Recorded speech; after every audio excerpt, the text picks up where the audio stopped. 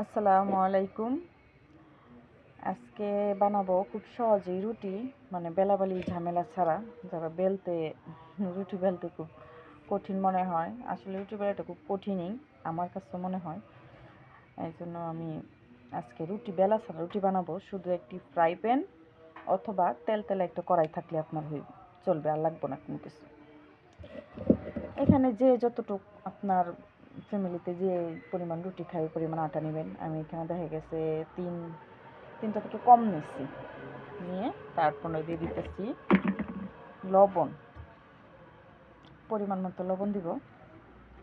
একবার খুবই সহজ, কষ্ট ছাড়া, সময় কম, অল্প সময়ের মধ্যে আপনারা রুটিগুলা বানাতে পারবেন।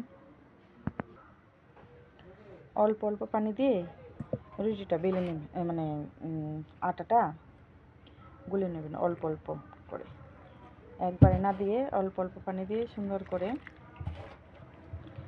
মিশিয়ে নেবেন। আমার ডোটা আপনার একবারে পাতলা করব।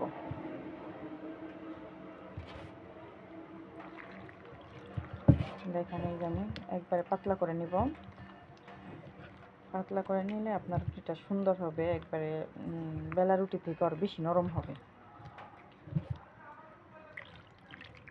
ঝামেলা ছাড়া। আগে সিদ্ধ করতে হয়, অনেক সময় দেখা গেছে যে সিদ্ধ করতে গেলে আপনার আটা বেশি পেকে গেলে রুটি শক্ত হয়ে যায়, বেলা যায় না, আবার বেশি নরম হয়ে যায়, মানে অনেক ঝামেলা। এটা একবারে ঝামেলা ছাড়া খুব সহজেই বানানো যায়।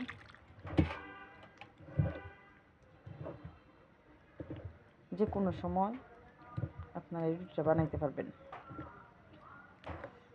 আমার কাছে খুবই সহজ এই পদ্ধতিটা, মানে আমার ছেলে, এরপরে আমার হাজব্যান্ড যখনই খেতে চাই তখনই আমি সুন্দর করে দিতে পারি, কষ্ট লাগে না। ওইভাবে বানাতে গেলে তো দেখা গেছে অনেক কষ্ট হয়। এই যে আমারটা দেখেন কীরকম পাতলা হয়েছে। তো ভাবলাম এইটা আপনাদের সাথে একটু শেয়ার করে, অনেকের কাজে লাগবে। দেখা গেছে এখন প্রায় মানুষে রাত্রে ভাত খেতে চায় না, সকালে ভাত খায় না, রুটি খেতে চায়, তাদের জন্য মানে এটা খুবই সহজ। আর বাচ্চারাও এখন ভাতের থেকে, আমার ছোটো বাচ্চাই, বয়স আপনার কত 3 বছর হয় নাই, ওই বাচ্চা আপনার ভাত থেকে রুটি পছন্দ করে, রুটি খেতে চায়। রুটি এইভাবে রুটি বানালে সহজও, দেখা গেছে রুটির সাথে একটা ডিম পোচ করে দিলে খাওয়াই যায়, এটা ভালো না। এই যে আমার ফ্রাই প্যানটা গরম হয়ে গেছে, তেল তেলা আছে, এই জন্য আমি আর তেল ইউজ করলাম না। যদি একটু শুষ্ক থাকে অল্প একটু তেল ইউজ করে নেবেন, সুন্দর করে ছড়িয়ে নেবেন। তারপরে এই যে অল্প পরিমাণে ঢেলে দিলাম। এটাকে এখন আমি ছানা দিয়ে সুন্দর করে ছড়াই দিব, পাতলা করে, একবারে সুন্দর করে গোল শেপ করে। আরেকটা ঝামেলা কি, এই যে বেলার সময় কিন্তু গোল শেপ অনেকেই পারে না বলতে, আমি নিজেও আগে পারতাম না, এখন আস্তে আস্তে শিখছি, পারি এখন।